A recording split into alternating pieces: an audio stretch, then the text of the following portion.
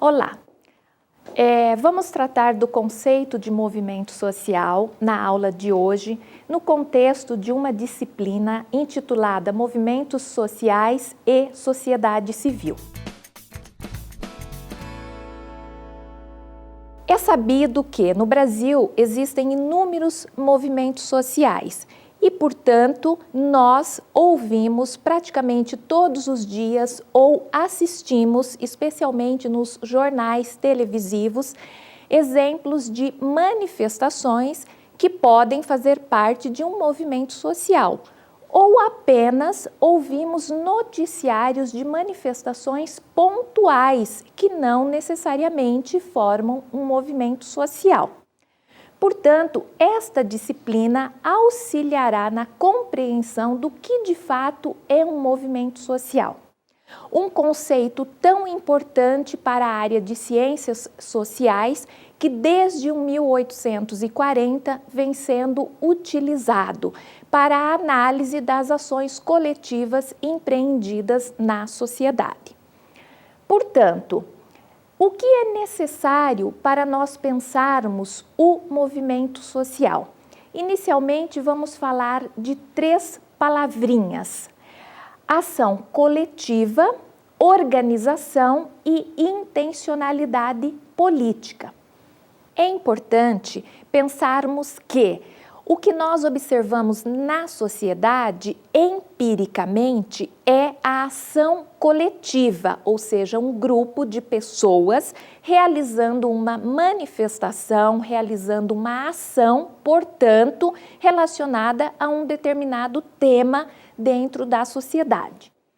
A ação coletiva tem, como nós dissemos, intencionalidade política e precisa ter uma organização.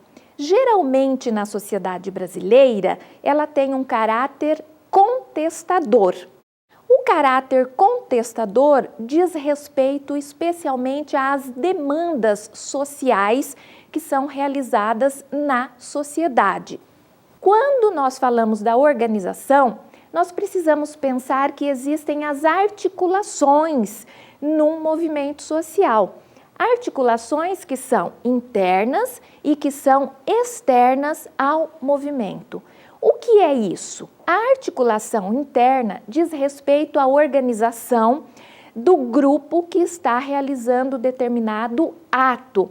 Essa organização diz respeito à relação entre as lideranças que formam um movimento social e os seus componentes, ou seja, a sua composição social, pois existe uma base também no movimento social. Alguns movimentos têm uma equipe de jornalismo, alguns movimentos têm uma frente de massa, ou seja, aquele grupo que vai à frente das manifestações.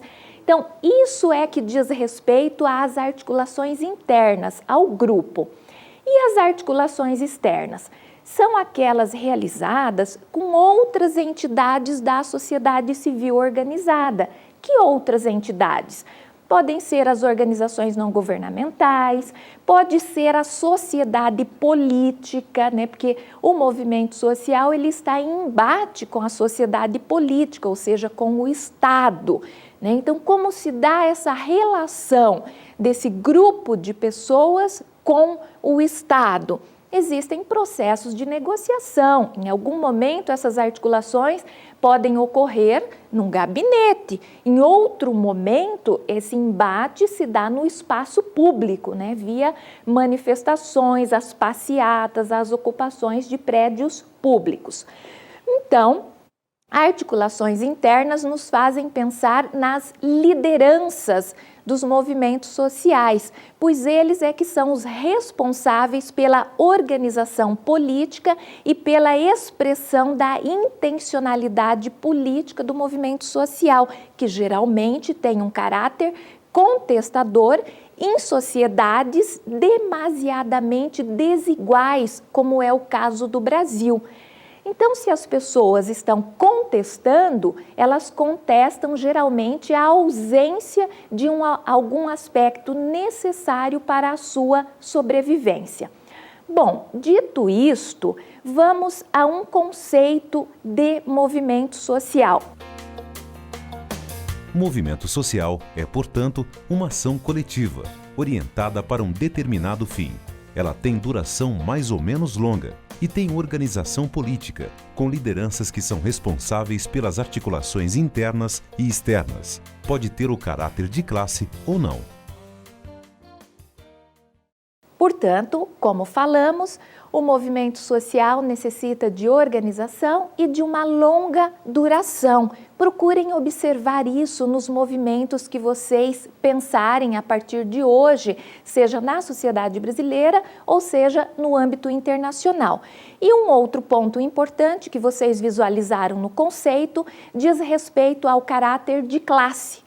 Nem todos os movimentos sociais têm caráter de classe. Nós podemos exemplificar o movimento de trabalhadores como tendo um caráter de classe, mas um movimento ambientalista, por exemplo, não necessariamente terá um caráter de classe, ou seja, pessoas das diferentes classes sociais podem participar das demandas, das manifestações, dos movimentos sociais que dizem respeito às causas ambientais.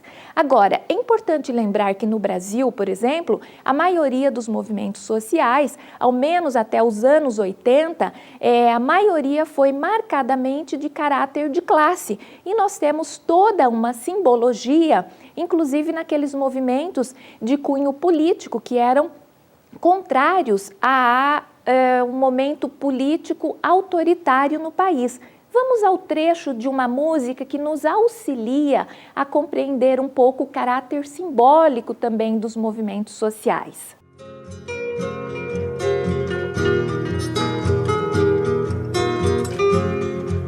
Caminhando